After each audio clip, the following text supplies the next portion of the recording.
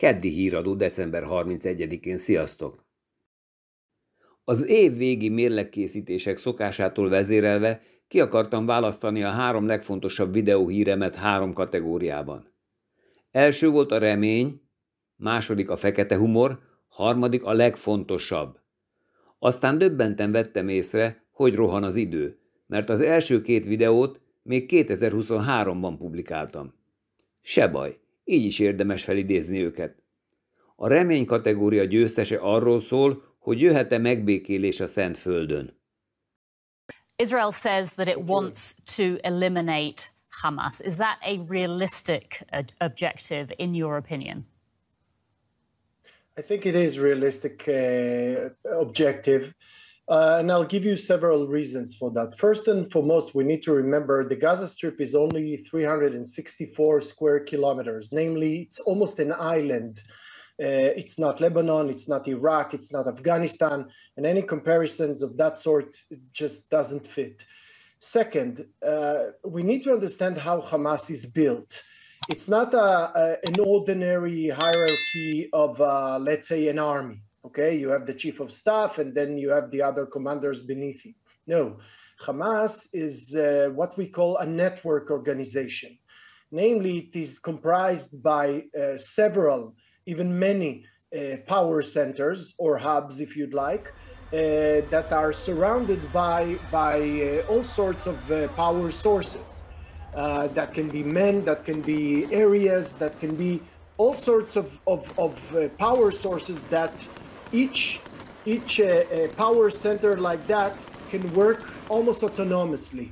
In other words, or to make it even more clearer, I would say you have leaders such as Sinwar, but you also have Marwan Issa and Mohammed Def and other prominent leaders, including, by the way, outside of the Gaza Strip, like Ismail Haniyeh.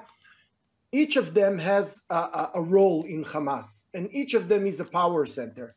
Now, once you remove enough, or I would say a critical mass of these power centers, either by any measure that Israel can take, that will eventually make the whole network collapse. Say it's not just an army, but you know, the fact that it is so complicated, that it's an ideology as well, it's a set of ideas, you know, obviously including the refusal to accept a Jewish state. So, you know, how can this be eliminated from Gaza? How can it be easily done? Well, we know that any idea, first of all, we need to differentiate between an idea and an organization. Any organization can be eliminated, even the most fearful one, and we can think about several examples from the history. Second, I would say even an idea can be rooted out. Whether it is the militant idea of Japan after the Second War, or of course Nazi Germany. Today we have the most two peaceful countries in the world and pacifist.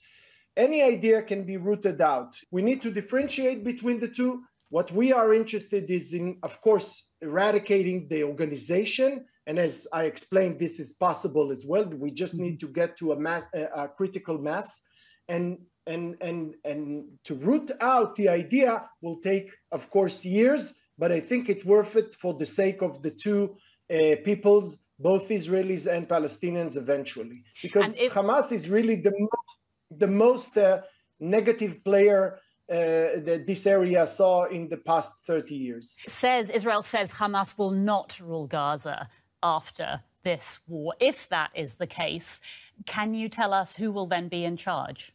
It is a critical question. And what I see and what I hear from planning the day after is, first and foremost, forget about an Israeli governing of the area, a civil one. It won't happen. Nobody in Israel planned it.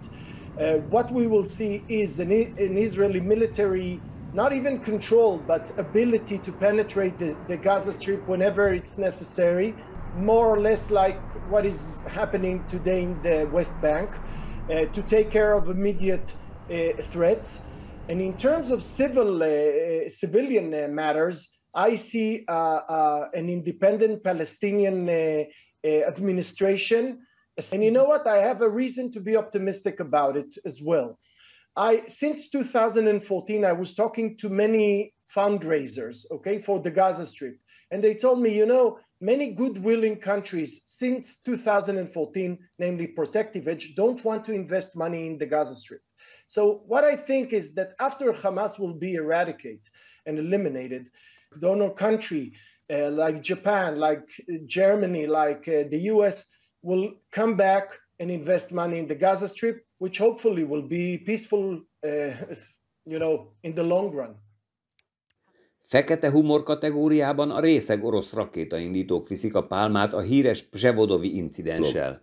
Az oroszok úgy vezetik célra az S-300-asokat, hogy a föld hosszúsági és szélességi fokának koordinátorrendszerét programozzák az irányzékukba. Az ominózus kedden súlyos bombázás érte Ukrajna számos városát, többek között Kijevet és Lvivet is. És a végén a csattanó.